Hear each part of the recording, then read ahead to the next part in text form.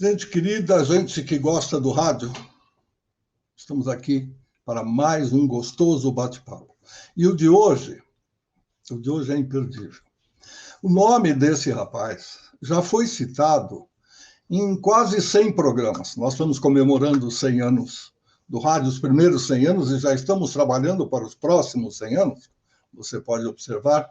E estamos em vários canais das redes sociais. Você pode observar que nós estamos no YouTube, que é o tradicional, é a base, Facebook, no Instagram, no LinkedIn e, muito gostosamente, no podcast do Radiofobia, do nosso querido Léo Lopes.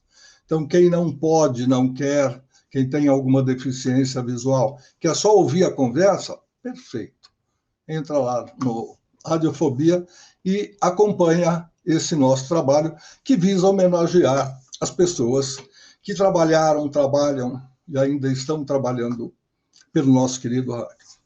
O personagem de hoje, que eu disse que é muito citado, ele é elogiado pelos colegas porque ele abriu portas, porque ele facilitou a vida de muita gente, deu chance, deu oportunidade. Isso é legal, nós vamos conversar no meio do caminho. Agora, o que eu quero saber, já que eu o conheci no meio do caminho, é como tudo começou. Por isso eu estou convidando João Carlos Ribeiro, também conhecido como Patrulheiro Joca, depois nós vamos descobrir por quê, porque ele não tem nada de patrulha na vida.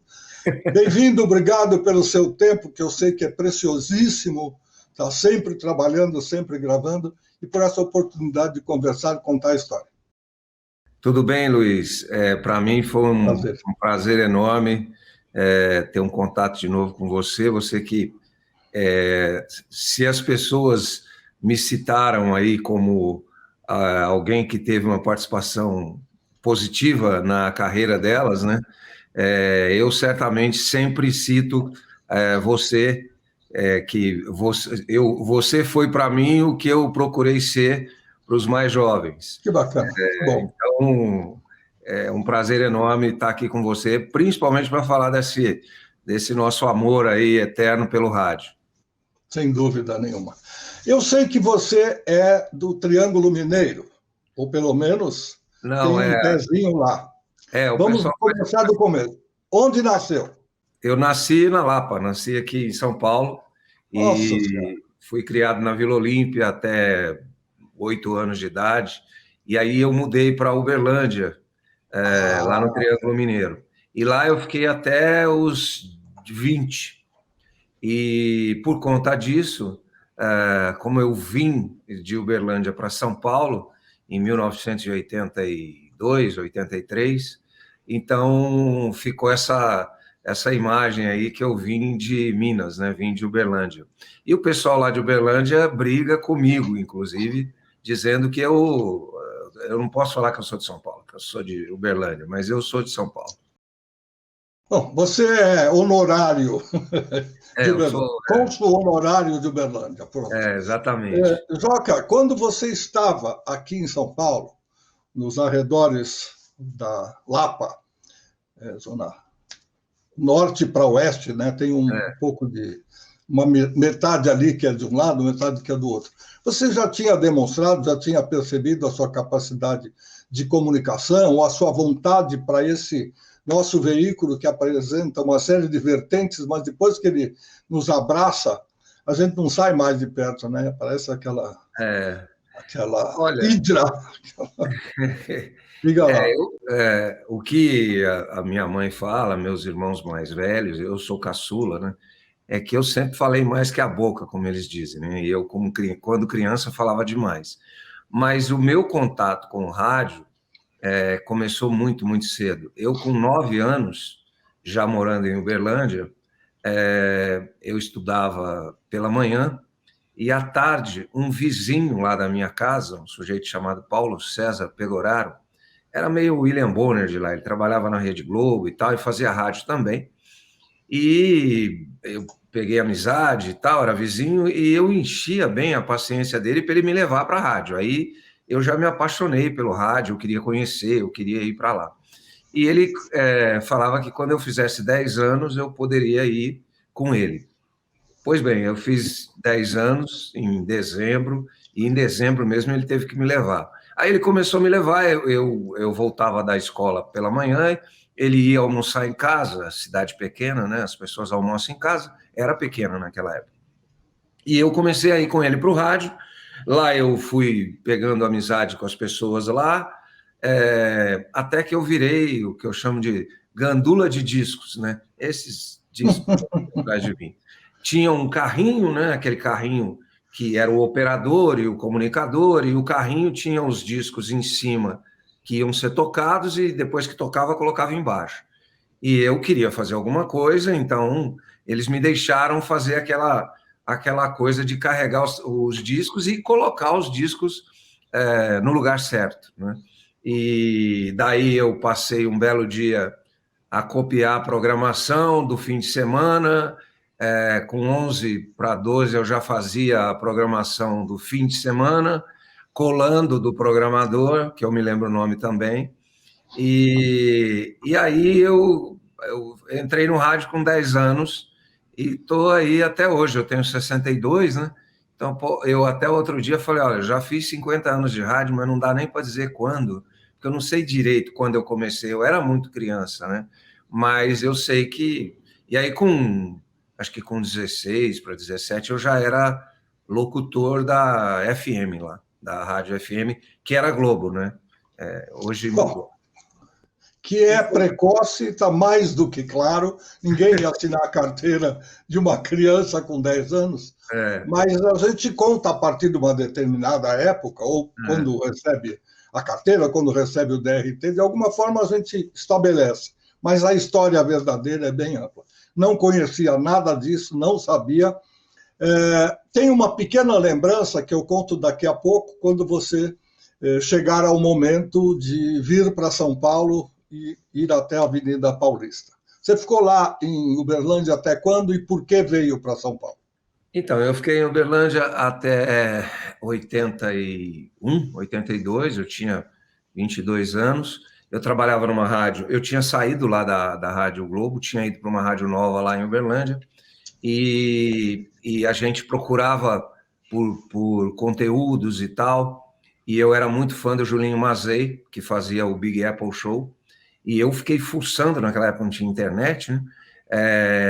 Até achar que o programa passava na Antena 1, e aí eu entrei em contato com um rapaz chamado Felipe Jesus, que eu não vejo há muitos anos, e aí eles colocaram o programa lá, a gente colocou o programa em Uberlândia e tal, e eu passei a ter um contato com eles, né?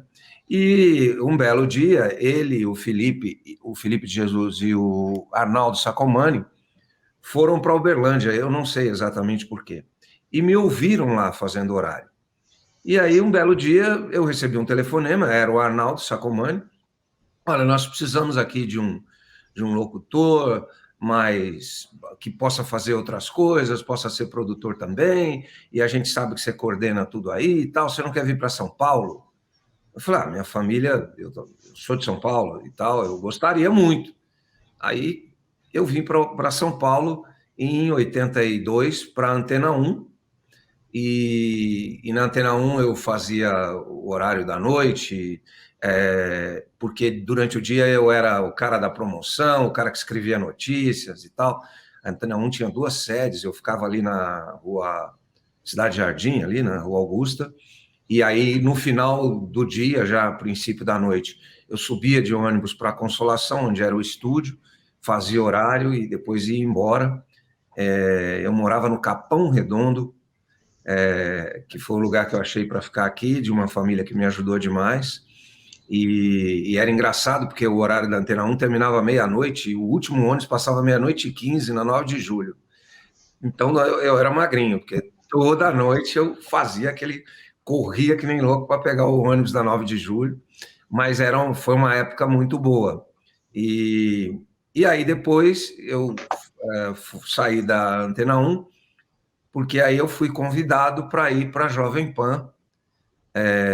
Se eu não estiver enganado, acho que o Arnaldo tinha ido também, alguma coisa assim, eu não me lembro bem, mas foi quando eu digo para as pessoas que foi quando eu conheci, aí eu fui para a Jovem Pan, nada contra a Antena 1, mas quando eu fui para a Jovem Pan, eu entendi que eu realmente eu ia virar um profissional de rádio. Foi quando eu te conheci, quando eu conheci Luiz Fernando Malioca, Luiz Henrique Romagnoli, Arnaldo Sacomani e Antônio Augusto Amaral de Carvalho Neto, Tutinha. Aí eu falei, não, agora o negócio é sério, agora eu vou virar um profissional de rádio mesmo, né? Só tinha um gênio ali, era como, para mim foi como ter sido assim, eu vejo esses jogadores que jogam aqui no Brasil e o cara vai ser comprado pelo Barcelona. Para mim foi isso, eu não acreditei quando eu recebi o telefonema. Olha, você trabalha na Antena 1, você gostaria de fazer um teste aqui para folguista? Eu falei, pô, para faxineiro eu aceitaria, para folguista então, mais ainda. E aí fui para a Jovem Pan em 83, fiquei até 87 e depois fui para a Band. Para faxineiro você não ia conhecer, não ia conseguir, porque a dona Inês, Opa. queridíssima de todos nós, virou até personagem de humor, sim. Ela era móveis e utensílios da empresa, seria muito difícil tomar o lugar dela e não havia vários. Agora, o locutor já tinha uma certa facilidade. Eu vou te contar algo que, obviamente, você não sabe, e eu também não tenho assim muita clarividência de todos os fatos.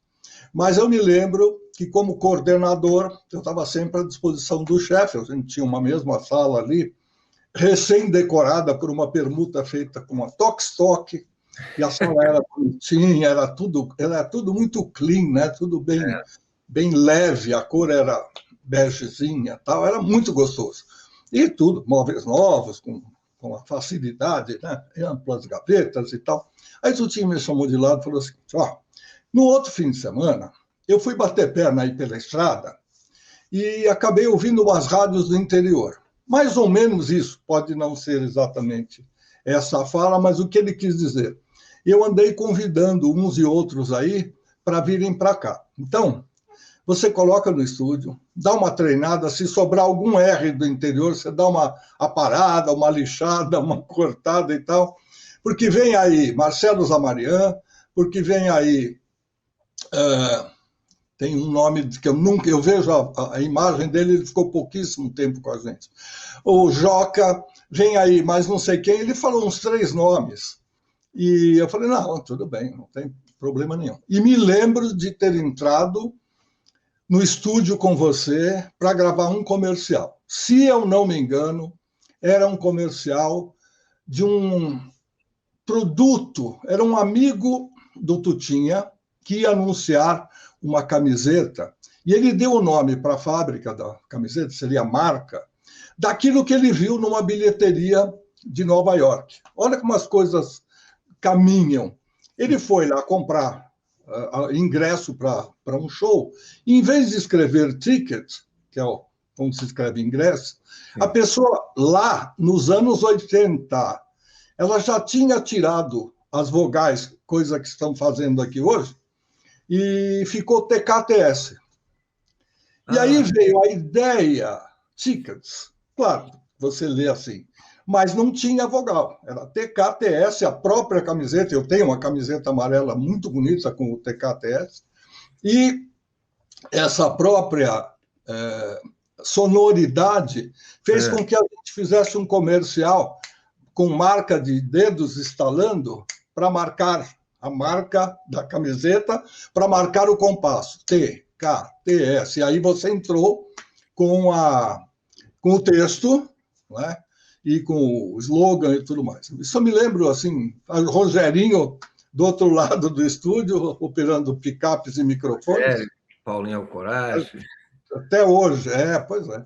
Então foi um momento, assim, bastante interessante. Eu gosto dessa coisa de começar, porque a gente já sabe quem é, já sabe como é, e, como você bem disse, é uma emissora altamente profissional. Cada um fala o que quiser a respeito de quem quiser.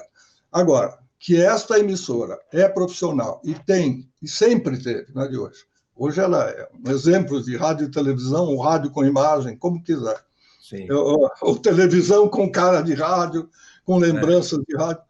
Lá naquele tempo já era o melhor equipamento. Tanto é que o primeiro dia que eu saí para fazer uma externa, ele me deu um Nagra. Quem é que tinha um Nagra sobrando para mandar o sujeito ir para a rua fazer? Bom, eu me lembro no dia que eu fui contratado e tal, fez lá aquelas recomendações que ele sempre fazia e tal, né? E aí eu ia estrear, acho que uma semana depois, e você e o Romagnoli se revezaram para me testar durante a madrugada. Mudava o estúdio, passava o estúdio para uma operação ali no estúdio auxiliar, e eu ficava lá no estúdio ao vivo, né? Como se estivesse ao vivo, e eu me lembro como se fosse hoje, você me colocava em situações, tá bom, o ouvinte pediu uma música no telefone, só que na hora que você foi tocar, ele pediu outra, e aí, o que você vai fazer? Eu ficava louco, enfim, e até comento, né? Entrar no ar na Jovem Pan era uma coisa assim. Eu passei por assim um treinamento de televisão, de tipo filme, assim, sabe? E eu falava, nossa, né, o Luiz Fernando, ele é o coordenador aqui, o diretor, ele está vindo aqui agora, meia-noite, me treinar. Eu tenho que, nossa, eu tenho que ser bom, eu me lembro que, acho que você não lembra disso, você me orientava e falava, olha, não há nada pior do que o locutor que fala no ar aquilo que ele não sabe nem o que está dizendo. Eu carregava uma caixa, um fichário de acrílico, que o Beto Rivera me ensinou, inclusive, Beto é outro mestre, e eu tinha as fichas, cada música que entrava na programação, eu ia lá na Billboard, eu não entendia inglês direito, pedia ajuda para a Vera, pedia para não sei quem, aí eu escrevia a ficha lá, tudo da música. Né? Tinha hora que falava demais. O Tutinha falava, pô, daqui a pouco você vai dizer qual é o número que o produtor calça, para também, né? Mas, enfim, foi um período maravilhoso e eu acho que foi a base para a minha formação profissional. Né? E me lembro também que acho que você não se lembra disso, mas eu, Emílio, acho que outros que não trabalhavam na PAN, mas eram muito amigos, César Filho, enfim, nós fomos todos para a faculdade, para a Anhembi Morumbi, fazer o curso de rádio e televisão, que nós não tínhamos, nós éramos autodidatas, né? E você falava, não, vocês vão fazer o curso, vão tirar o diploma, tirar o DRT, senão vocês não vão ficar aqui. Aí nós fomos lá. Isso foi ótimo.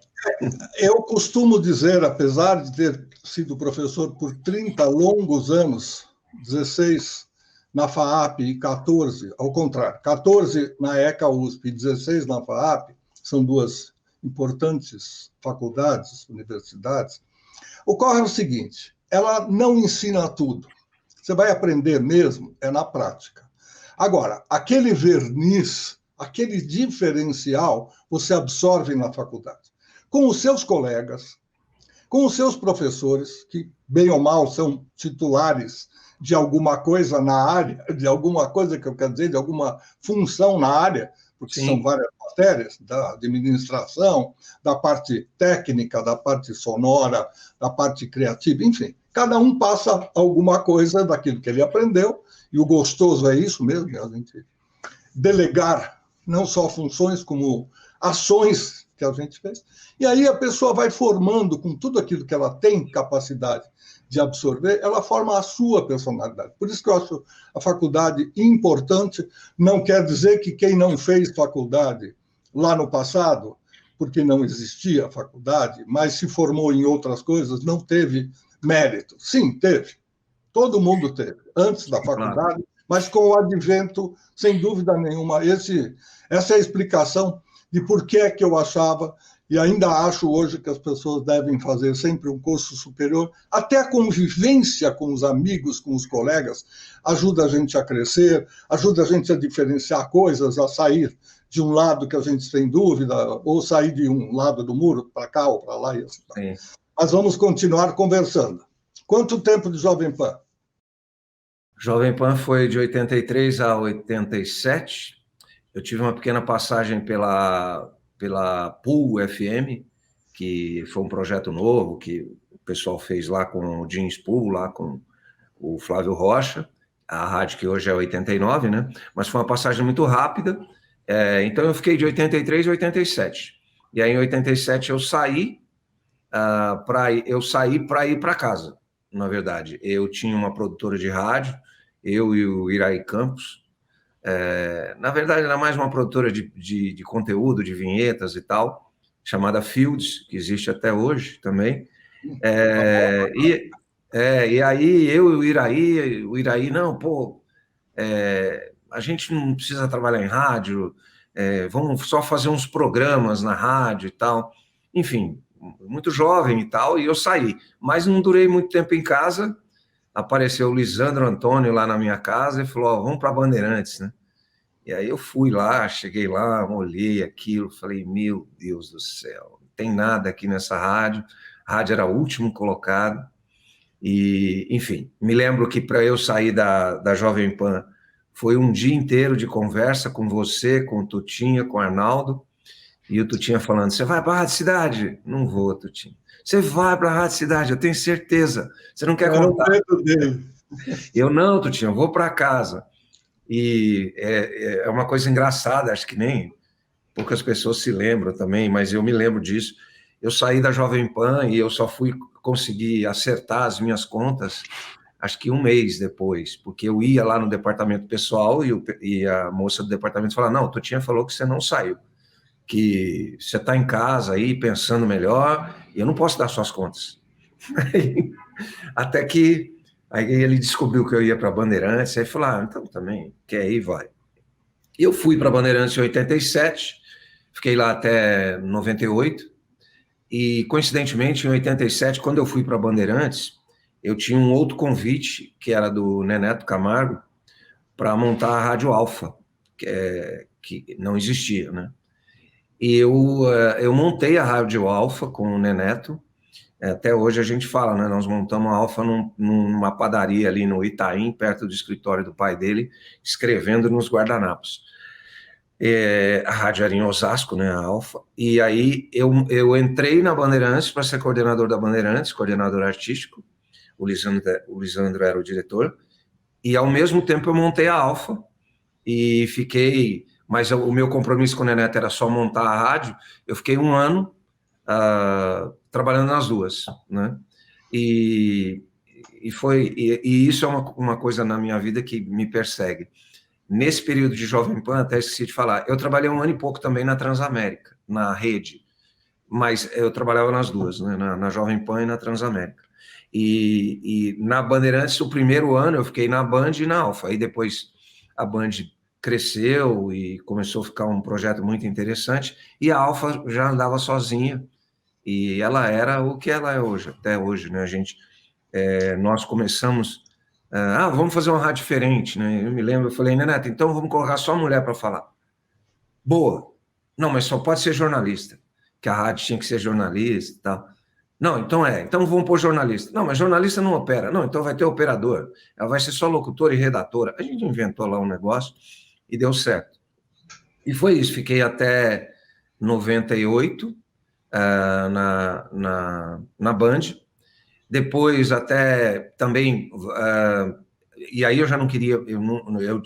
E ao longo desse processo todo que eu estou te falando aí, desde 87...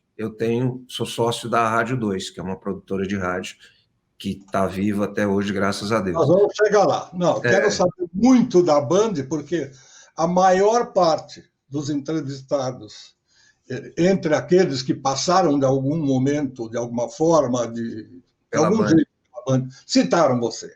Então, vamos lá, vamos falar um pouquinho mais. E como foi essa fase? A Bandeirantes teve várias fases, Bandeirantes FM. Teve várias fases na vida. Ela começou, às vezes, com uma, tipo assim, alternativa. Eu me lembro do Dilson Sayad Maia, que Sim. era um grande profissional, depois não encontrei mais no meio, ou seja, ele não deu continuidade, mas o Dilson fez uma rádio com... Você pinçava a música, não era aquilo que estava na parada ou que estava nas outras emissoras, não tinha assim, uma concorrência direta. É. Depois ela foi um pouquinho mais para o rock. Nessa época eu já tinha uma certa tendência, mas ela buscou um pouquinho mais acelerar os beats da programação. Depois ela começou a mudar, né? Com a entrada do Lisandro, que vinha da difusora, né, mais ou menos anos 80, quando a difusora fechou, ele e a turma do Caion, que eram bem ligados, quer dizer, a formação deles era a própria Jet Music. Então eles já começaram a dar alguma alterada, mudada na programação, e aí quando você entrou, exatamente a convite do Lisandro, a coisa foi para que lado, assim, musicalmente falando? Qual o estilo que a rádio imprimia? Então, quando eu entrei na Bandeirantes, na Band, né, ela ainda era Bandeirantes. A gente que mudou mais para Band, FM e tal. A rádio tinha pouquíssimos recursos, ela estava muito, muito sucateada. A rádio se resumia a um dos estúdios antigos lá do prédio da Bandeirantes, um estúdio de AM, né? Então, aonde era a sala de locução, que era um espaço mais amplo, era tudo. Era a produção, era a programação, era tudo. E onde seria a técnica, né, era o estúdio ao vivo. E gravava comerciais no estúdio emprestado. Era uma coisa, estava realmente muito complicado. E o transmissor era lá na Anhanguera, lá no Pico do Jaraguá, a rádio não pegava direito, e ela era, eu me lembro disso, né, tinha 17 rádios em São Paulo, a Cultura era 17º e a Band era 16º. Eles tinham lá um projeto, que era esse projeto aí mais alternativo, mais rock e tal, e não acabou não dando certo. E aí, eu conversando com o Iraí, por influência do Iraí e de pessoas que eu conheci, Greguinho,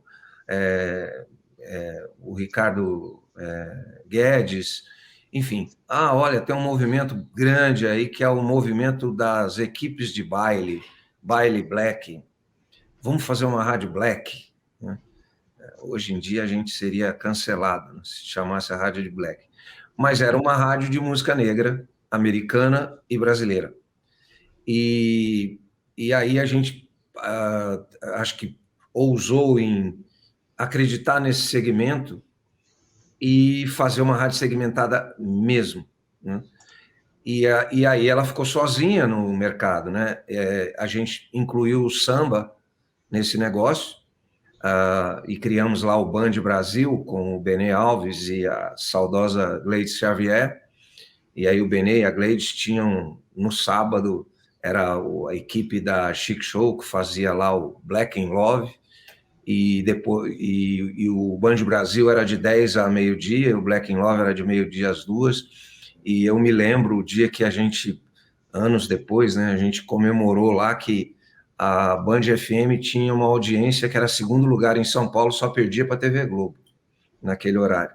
Era uma audiência assim audiência de Padre Marcelo Rossi, de Eli Corrêa. Só uma perguntinha, sem te interromper, mas já dando uma cortada. A Valéria Rambaldi estava na produção, no auxílio? Trabalhava com a Gleides, era uma maravilhosa profissional. Esse time da Band aí que a gente montou, né? Eu me lembro que quando eu entrei na Band, né, isso virou meio folclore lá, né? A rádio tinha 17 funcionários, eu mandei 15 embora. E os dois que ficaram foi o Capa e a Gleides. O Capa e a Cleide, que era o Capa era o operador, produtor lá de comerciais. E João Capa. E a Cleide era a secretária do Lisandro ali e tal. E eu mandei todo mundo embora, mas não é porque... É porque eu queria outras cabeças, outras pessoas, né? E esse pessoal que foi comigo para a Band, a rádio não tinha nada mesmo. Assim, a rádio não tinha cartucho para tocar, não tinha... Bom, virou folclore, né? Comercial só podia gravar na Hora do Brasil, porque a rádio só tinha uma agulha, então tinha que tirar aquela agulha do ar ali, do ao vivo, para levar para o estúdio para gravar os comerciais e depois voltar. E eu me lembro que eu fui apresentado ao Ricardo Saad, né? E aí ele falou, pô, o que você achou da rádio e tal, né?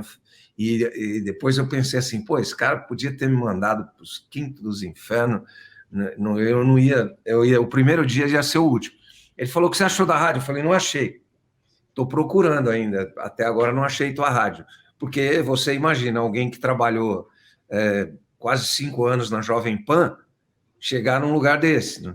Então, eu falei, não achei nada. Sua rádio, você só tem a frequência. O transmissor estava ruim, a antena estava ruim, estava tudo ruim. E aí ele falou, eu já pus dinheiro aí nessa rádio em vários projetos, acabou não dando certo. Eu faço um combinado com você, eu não tiro um centavo. Tudo que você conseguir para a rádio vai ser investido na rádio. Aí ele deu a senha, né? Aí eu fui para cima, ajuda de gravadoras, as equipes ajudaram demais. A Chic Show, Black Mad, Zimbábue, essas 3, os caras compraram a briga mesmo, eles viviam lá dentro e havia a rádio cresceu muito rapidamente porque ela tinha alto-falantes, principalmente na periferia de São Paulo, porque esses caras faziam 10, 12 eventos por semana, os chamados bailes, né? E era Band, só falavam de Band. Foi um crescimento muito rápido. Mas depois, né, quando a rádio começou a chegar lá para o seu 5º, 6º, 7º lugar, eu percebi que a gente estava muito nichado, muito, né? Estava ali quase num gueto. E que a gente precisava abrir a programação. E aí tinha um programa que era a Hora do Ronco, que era de palhaçada mesmo e tal. Eu falei, vou dar uma testada aqui, ver se cabe umas coisas mais populares, né? E aí foi quando a gente entendeu que o público que consumia música black, a música de baile, etc., ele não rejeitava as músicas populares. Para eles, tanto fazia. E o público popular também, a gente acabou colocando a black music meio que dentro de horários específicos e tal, e aí a rádio foi para o primeiro lugar, mas aí já como uma rádio que incorporou o sertanejo, incorporou a lambada, o axé, né, que a gente inventou lá, o tal do Axé Band, e aí foram 11 anos de Bandeirantes, e nesses 11 anos a rádio virou meio que um polo, assim, um hub de gente que queria fazer diferente, e eu arriscava demais também, eu arriscava muito, porque eu já tinha o que perder, mas eu era muito jovem, eu não tinha medo. Então, eu me lembro, já tinha feito grandes amigos no rádio, né? E o Pisani, que é lá de Ribeirão, ele me ligava, porque ele torcia muito por mim, tá? Ele falou, você é louco?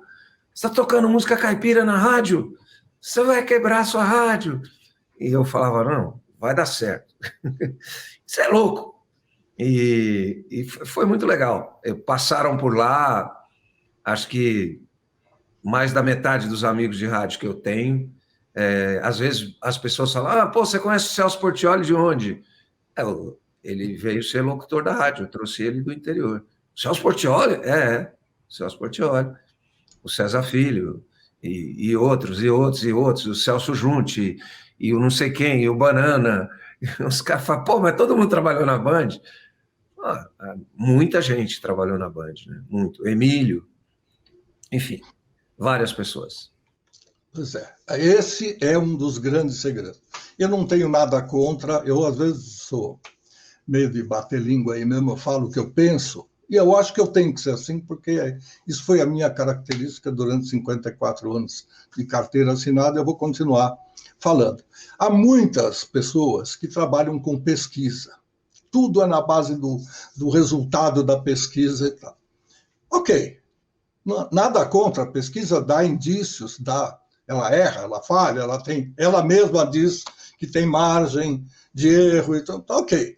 Sim. Agora, a pesquisa dá indícios. Quando você tem feeling, quando você sente o que é que acontece na plateia, vamos dizer assim, o nosso negócio é um grande show diário por várias horas, e o tempo todo, quando você percebe a reação da plateia, você pode usar.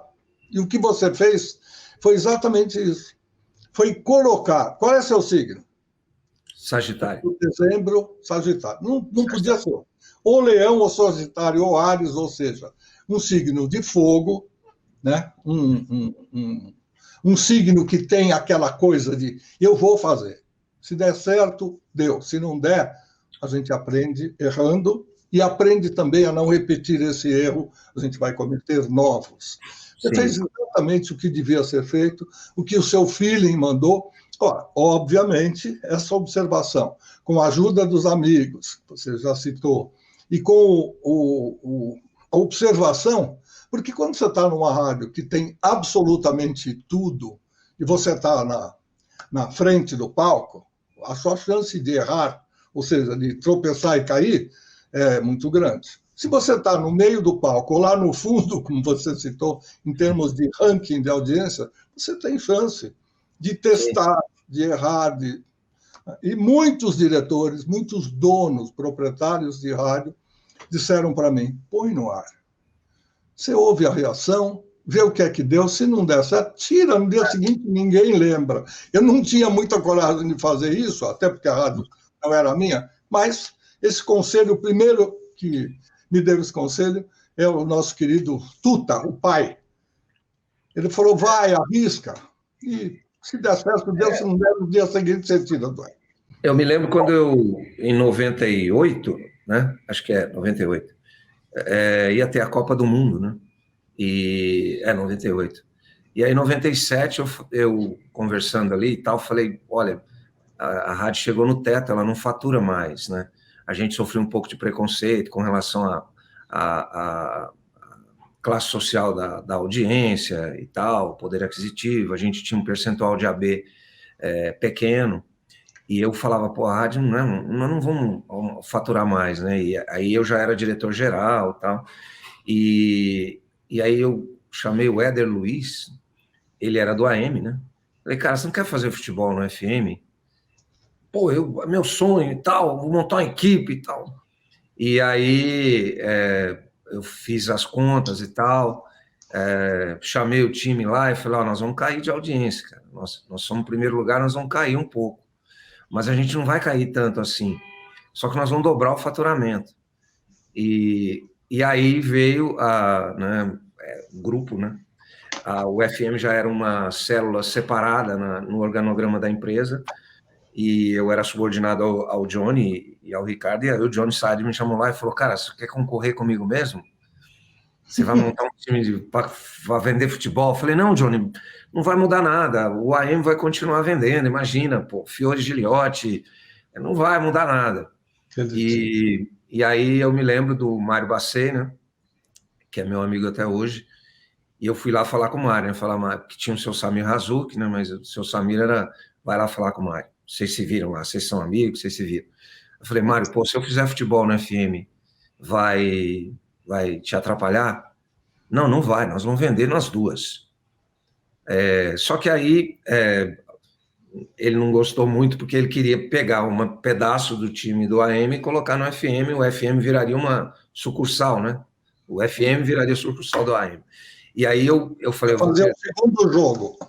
E aí perder a autonomia, porque o FM, em alguns momentos, a gente não conseguia transmitir jogos porque a gente tinha programas importantes e tal. Se tivesse um jogo sábado na hora do Band Brasil, não ia transmitir.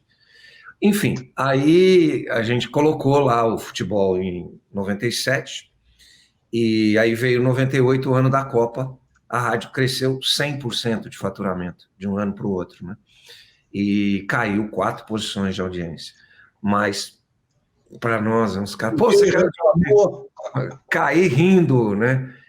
Mas é exatamente isso que você falou. Eu achava que o futebol precisava de um pouco de palhaçada, né? E os repórteres de campo eram eu e o Pedro Luiz Ronco, imagina. Era só palhaçada. E tem um episódio engraçado com o Cafu. Eu fui entrevistar o Cafu no Morumbi e eu estava com o microfone sem fio. Microfone sem fio era uma coisa que a gente usava no FM, usava nos eventos, mas ninguém no futebol usava microfone sem fio. Era uma característica, aqueles repórteres puxando aquele monte de fio, aquele microfone que vinha com a marca da rádio e tal, e eu pus o microfone sem fio para entrevistar o Cafu, e como a gente tinha fama de palhaço, né, injustamente, né, eu e o Ronco tínhamos fama de palhaço, o Cafu, pô, para de palhaçada, cara, eu tô jogando aqui, pô, para com isso. Não, Cafu, nós estamos no ar e tal. E o Éder Luiz não conseguia falar de tanto dar risada. Cafu, nós estamos no ar. Tá nada, cadê o fio? Cafu, o microfone é sem fio. Ele virou as costas, falou, Joca, vai se ferrar. E virou as costas e foi embora. E não me deu entrevista, porque ele tinha certeza que era palhaçada. E foram muitas. E a gente acabou cobrindo a Copa do Mundo de 98, e foi uma coisa muito legal, porque dessa Copa do Mundo de 98, eu mandei o Ronco para lá, né, lógico, e o Ronco era o nosso repórter lá, aí tinha o pessoal que foi narrar, o Éder e tal, mas o Ronco só fazia palhaçada.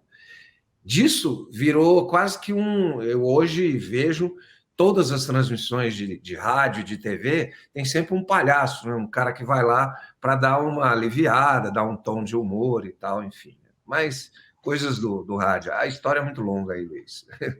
O Ronco já esteve conosco recentemente, contou algumas dessas histórias, e é muito legal que você reforce e complete, porque ele não contou tudo, como não dá tempo mesmo, mas Sim. Ele falou muito disso, e hoje ele é o mais antigo funcionário do Grupo Bandeirantes de Comunicação em relação a todos os que começaram bem lá atrás. Sim. Né? Ele só disputa com o Johnny Saad, que há uma pequena rusga entre os dois, no bom sentido que um diz que é mais antigo de casa do que o outro, e aí é uma questão dos tribunais. Eles brigam desde criança, né? Eles foram criados juntos, né? O Ronco morava no mesmo prédio que o Johnny, né? E pelo que eles me contam, o que eles fizeram quando criança, hoje em dia eles são santos. Assista depois ao programa que está no YouTube, naquela série. O programa do Ronco está muito gostoso, muito. E ele seriamente contou todas as bobagens que ele fez e deixou claro que isso é o que segurou. E era um repórter sério, no AM, era aquela linha. Depois que fechava o microfone, a redação não parava de rir, mas dentro, no ar, ele era sempre aquela figura impoluta e sensacional. Estamos com os 15 minutos finais e eu quero que você fale do Joca empresário. Passou o tempo e eu acabei tendo um encontro com você que eu jamais imaginei que ocorreria. Se você não lembra, eu conto daqui a pouco, mas eu quero que antes você conte essa história. Chegou uma hora e você falou, o rádio já deu e vou partir para uma outra área. Quando foi isso e de que jeito? Foi em 94, acho. Eu tenho um amigo morando em Uberlândia, e ele me pediu ajuda para o filho dele, que era um moleque de muito talento e tal, 93, e se eu podia indicar alguns empresários aqui. Eu era amigo de muitos empresários e tal, aí ele veio para São Paulo, o Alexandre Pires, ele tinha uma banda de pagode, que era o Só Pra Contrariar, e apresentei para alguns amigos, Franco, que já também não está mais com a gente, Cláudio Lisa, enfim, e Poladian, e aí ninguém quis. E eu olhei e falei, não é possível que os caras não querem esse cara, mas ele tinha 16 anos e tal, muito jovem, e eu falei, não, eu vou tomar conta aí, porque ele falou, não, você tem que ser meu empresário, você tem que ser empresário, porque eu não confio em ninguém, e meu filho tem 16 anos e tal, enfim. Aí eu falei, eu vou tomar conta aqui e tal, aí, a hora que andar, eu passo para alguém, né? E isso foi, acho que 94, 93, sinceramente não me lembro, 92, enfim. E aí, nesse período, que era para eu ficar só até a banda andar, né, até fazer sucesso, depois eu ia passar para alguém, acabou que eu fiquei até 98, quando eu vendi a minha parte e saí, deixei de ser empresário, porque nunca foi a minha ambição, ou eu nunca me imaginei empresário. Eu me descobri que, como empresário, eu conseguia fazer um bom trabalho. E aí, além do Alexandre, depois eu acabei sendo empresário de outros artistas, um que repetiu a mesma coisa, que eu já não era mais empresário, eu queria fazer eventos e rádio, eu nunca deixei de ser radialista, e por causa da Rádio 2, de produção, eu só não queria fazer rádio no dia a dia. E que foi o Vitor e Léo também, foi exatamente a mesma coisa. Me pediram ajuda, eu falei, não é possível, ninguém vai pegar essa dupla. Então, ninguém vai pegar, vamos pegar nós. E é isso, eu virei empresário meio que para ajudar um amigo, que era o João Pires, pai do Alexandre, e claro, aí depois peguei uma amizade muito grande com o Alexandre, ele era muito jovem, virou que meio um irmão mais novo e tal, e depois, quando ele saiu da banda e foi fazer carreira internacional, eu voltei a trabalhar com ele durante 2 anos, também no mesmo esquema. Vou até você andar sozinho, mas sempre assim, era para ficar 1 ano. Na primeira tacada, acho que eu fiquei 5 anos, e depois na outra eu fiquei 2. Mas na realidade, Luiz, eu acho que a linha que une todas as minhas atividades é a música. E eu digo que o meu sonho agora, a partir do ano que vem, a gente está com um projeto novo lá na Rádio 2, e eu quero fazer rádio no formato que for, no formato que, independente da plataforma, o que eu quero é fazer rádio, trabalhar com música. Eu hoje sou sócio de uma produtora de eventos de cruzeiros marítimos, é um negócio muito, muito grande, muito, muito desgastante, mas eu não abro mão da Rádio 2, não abro mão dos meus projetos de rádio de jeito nenhum. Só empresário, que isso, para mim, não dá mais, já há alguns anos. Continuo amigo, às vezes consultor dos artistas, a gente se dá muito bem, e hoje, lá na nossa empresa, a gente tem hoje 100 e poucos shows contratados para realizar ao longo de novembro e dezembro agora, para você ter uma ideia. Né? São 9 cruzeiros, e depois em março mais 3. Mas foi isso, eu virei empresário meio que por acaso. Os cruzeiros, às vezes eu vou ao shopping e eu vejo lá na porta aqueles cartazes, né, das agências de turismo, CBC e outras mais. Faça um cruzeiro com seu artista preferido, etc. Tem a ver com rádio? Tem alguma rádio aí na promoção? Tem. Tem. O presidente da empresa que eu sou sócio, que é o Edu Cristófaro, ele vem de rádio, né? Vem do rádio.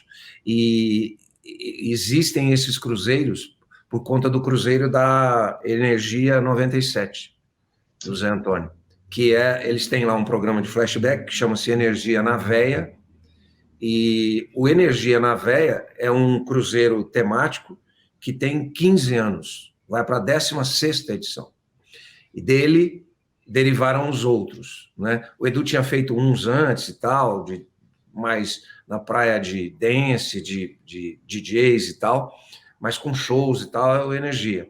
E aí veio o do Wesley, aí depois do Wesley veio o da Mix FM, da Rede Mix, e hoje a gente tem 12 cruzeiros, acho que quase todos têm uma rádio, é uma coisa minha, do Edu, a gente veio do rádio, a gente acredita demais no rádio, e funciona muito bem.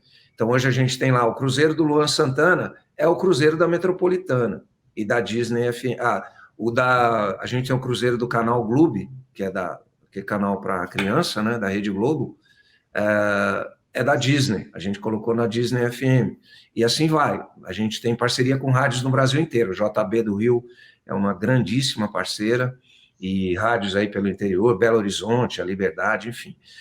O rádio tem tudo a ver, tudo a ver. E tem muita gente, eu sou um deles, eu já fiz um ou outro cruzeiro muito simples, quando morei em Miami, fiz um até ali, você vai até ali e volta, nas Bahamas, volta, é uma coisa muito pequena, só para experimentar, mas é uma sensação diferente que vale a pena. E tem também o cruzeiro para os idosos. Hoje eu já posso me incluir, aos 75 anos de idade, eu já posso me incluir nessa faixa, né? Não sei o que eles vão tocar, se valsas ou coisas que valem. O Poladian, eu tenho um grande amigo que é o Poladian, e ele traz muita atração aí para o pessoal de mais acima dos 60, né? E ele falou, vamos fazer uns cruzeiros aí, com uma noite em Buenos Aires, vou trazer o André Rieu. Eu falei, vamos embora, vamos fazer, Poladian. E nós vamos fazer cruzeiro em Miami. Por impossibilidade, né, total, que o Ray Conniff já partiu. Você falou de Miami, a partir do ano que vem, a gente vai fazer 20 cruzeiros, e é o nosso primeiro ano fora do Brasil. A convite da MSC, a gente está expandindo, então nós vamos fazer 2 cruzeiros em Miami, um do Chitãozinho Chororó, 50 anos de carreira, e um do Wesley Safadão. E é ali mesmo, ali no Nassau, ali, são 3 dias de cruzeiro.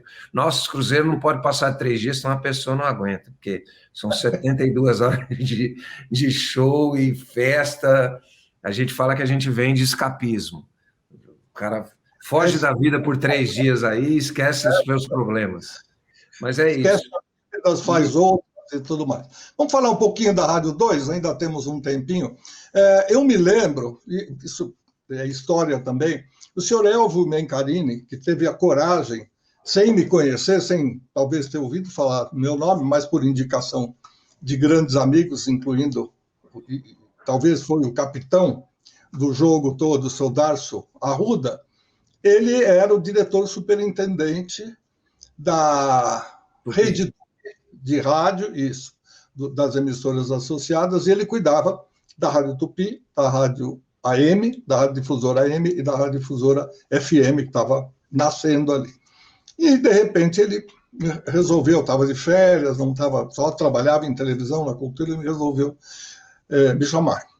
Aí ficamos muito amigos, frequentei muito a casa dele, conheci família e tal. De repente, ele saiu, até porque, ao fechar o grupo associado, foi uma tristeza para todos, inclusive para o Brasil, porque era a primeira emissora de televisão, foi uma comoção mesmo. Na época foi muito triste. E aí ele foi abrir uma empresa com alguns colegas da Tupi e montou a Rádio 2. Logo de cara ele me chamou para fazer uma rádio instrumental. Ele falou, quero ver, vou testar você, quero ver se você é capaz de fazer alguma coisa diferente e tal. E eu peguei o Rogério Gonçalves, que era divulgador, falei, você tem bom gosto, não tem? Então eu tinha aquele estúdio, como você tem, não era estúdio, era porão, mas eu chamava de estúdio de rádio, porque eu gostava da expressão e isso me dava um calor gostoso no ego. E aí tinha muito disco, e eu separei todos os discos que eu achei que deviam entrar nessa rádio, e falei para o Rogerinho, vai fazendo uma seleção sem repetir, na ideia, as dicas básicas e tal, e ele começou a fazer, e foi muito bem. Nós tocamos essa rádio feita em casa, no meu porão, ninguém sabia, mas tudo bem, e aí a gente ia lá para a Rádio 2 com os discos, com as maletinhas e tal, gravar. Depois de um bom tempo, eu me profissionalizei na área de rádio, deixei a televisão, e aí não tive tempo para mais nada. Então, a lembrança do nome Rádio 2, para mim, é gratificante demais. Eu tenho até alguns guardados, algumas cópias dessas programações e tudo mais. Então, bom saber que você está dando continuidade a essa coisa gostosa que mexeu com a minha vida profissional e que tenha muito sucesso e continue, porque a Rádio 2 é um grande empreendimento, ela continua fazendo bem. O que mais o João Carlos Ribeiro não fez, você já acabou de contar, que está a fim de voltar para a rádio, ou está a fim de montar uma rádio, se alguém tiver uma rádio vazia, fala... Não. Na verdade é o seguinte, a Rádio 2, a Rádio 2, ela foi fundada em 85 e eu entrei em 87. E eu digo que a Rádio 2, para mim, é o meu sonho de terminar trabalhando ou me divertindo na Rádio 2, né? E a Rádio 2 está de pé até hoje, graças ao Elvio, ao Reinaldo e a Fabiana Altran, que é sócia nossa lá. E assim, o Elvio e o Reinaldo, qualquer lista que eu fizer das pessoas que eu mais amo, eles vêm ali na lista dos primeiros. E eu acho que esse amor que a gente tem um pelo outro e o Elvio se aposentou já tem uns 8 anos já ou mais, né? O tempo passa voando, e o Elvio se aposentou. Eu falo que o Elvio é a nossa inspiração, né? Ele chegou numa idade lá, ele falou, não, daqui para frente não adiantou nada ganhar dinheiro se eu não puder gastar. E foi morar em Jaguariúna e viver a vida dele lá e tal. E o Reinaldo continuou aqui, ele e a Fabiana. A gente está atualizando os estúdios da Rádio 2 para podcast e para essa chamada rádio com imagem, como está sendo chamado aí ultimamente, né? E criando estúdios novos, e a gente vai desenvolver projetos de rádio para o mercado, porque as agências acabaram com qualquer departamento de criação para rádio, né? E pelo que a gente percebe aí, o tal do 30 segundos no rádio vai acabar, está acabando, já acabou. Mas eu acho que ainda cabe muita coisa do ponto de vista de criação. Então, o que a gente vai fazer lá é criar alguns conteúdos para a rádio, independentemente da plataforma, se vai ser na internet, se vai ser na FM, sei lá eu aonde, né? Mas tudo é rádio, né? E basicamente é isso. 2023, a gente tem uma série de projetos para fazer, projetos de conteúdo. Algumas pessoas que estavam na Bandeirantes, que saíram de lá recentemente, antes da pandemia, pessoal da área comercial, que eram a nossa perna manca, como a gente diz, né? A gente é muito focado em criação e o comercial é outro mundo, né? E aí a gente está contando lá com o Pedro Micheloni, o Serginho, gente de 30 anos de mercado, eles vão ser responsáveis pela área comercial nossa. Nós estamos muito empolgados, muito entusiasmados. Não sei como eu vou fazer, porque eu sou sócio de 2 empresas, as 2 estão crescendo muito. Em algum momento eu vou ter que optar por uma das 2, né? E que eu também já estou com 62. Mas eu estou muito feliz com a Rádio 2. A gente está fazendo uma campanha política, deve ser a 30ª, sei lá, 40ª que a gente faz. Está terminando agora, termina semana que vem. Fizemos um bom trabalho novamente. E aí vamos, a partir daí, ter foco total nesse projeto novo aí. O pessoal do rádio pode aguardar. Um conselho, comece meio expediente em cada um. Não precisa fazer 12 horas. Faz 3 horas e meia num, 3 horas e meia no outro. É o que eu vou fazer. Aquela média e tal. Depois você opta, olha, isso aqui foi muito bem. E você escolhe herdeiros não necessariamente naturais, mas herdeiros profissionais, artísticos. Vai ensinando, vai passando, e a coisa continua, porque a nossa vida é isso. Joca, foi muito legal. Foi muito legal. É possível que, depois daquelas ideias que você foi passando, que eu encontre nos meus guardados algumas fotos de um ou outro momento que você citou, e eu vou aproveitar, então, se não houver citação, se não houver legenda, o nosso amigo, nossa amiga, o acompanhante do nosso trabalho, vai saber que aquelas fotos são, obviamente, ilustrativas daquilo que o nosso querido Joca falou. Obrigado pelo seu tempo. Se precisar de alguma coisa, estamos à disposição, porque rádio é a nossa cachaça eterna.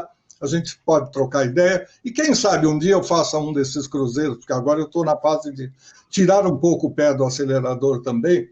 Eu gravo quase que diariamente para várias séries que eu estou fazendo, mas é aquele amor que eu tenho que devolver por tudo que o rádio me ofereceu. Então, eu estou colocando no ar algumas dessas séries para que você que está em casa, que conheça a voz, que não veja a pessoa na televisão, porque ela não faz ou porque não fez televisão, você fala, é ele? Sim.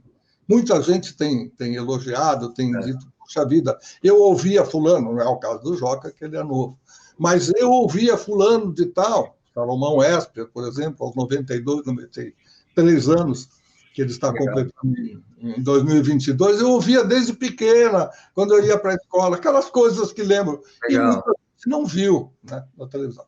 Doca, forte abraço, obrigado pelo sucesso na sua crescente carreira, e não se assuste quando você ver que as coisas estão dando certo, porque você plantou certo, semeou na hora certa e hoje você está colhendo. Você é um grande profissional. Forte abraço e até uma breve oportunidade. Obrigado, foi um prazer. Obrigado. Até mais. João Carlos Ribeiro, patrulheiro Joca, como foi chamado num momento, num período aí do seu trabalho, esteve conosco, contou lindas histórias sobre o rádio e o nosso tempo já está no final. Eu agradeço a sua paciência, o seu tempo e continue com a gente. Semana que vem a gente volta.